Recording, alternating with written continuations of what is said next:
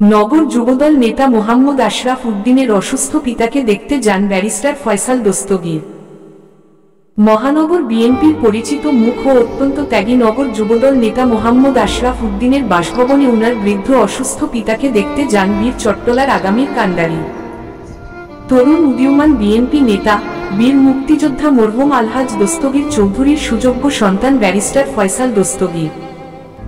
এ সময় আরও উপস্থিত ছিলেন বিশিষ্ট ব্যবসায়ী তরুণ রাজনীতিবিদ সাইফুল আলম জনি, নগর যুবদল নেতা আশরাফ উদ্দিন, মহসিন আহমেদ, কমল স্মৃতি সংসদ চট্টগ্রাম মহানগর শাখার সংগ্রামী প্রতিষ্ঠাতা সভাপতি রাশেদুল মাহমুদ শাহ, প্রখ্যাত শ্রমিক নেতা জামান জিয়া, সাইবার ফোর্স চট্টগ্রাম মহানগর শাখার যুগ্ম সাধারণ সম্পাদক যুবরাজ তুষার, কমল স্মৃতি সংসদের সহ সভাপতি দিলীপ ধর, রাজু, যুগ্ম সাধারণ সম্পাদক বাপ্পি, সহ সাংগঠনিক সম্পাদক ইরফান, সুজন, আমিন, তালহা, সামির। এই সময় ফয়সাল দস্তগীর উনার সুস্থতা কামনা করেন।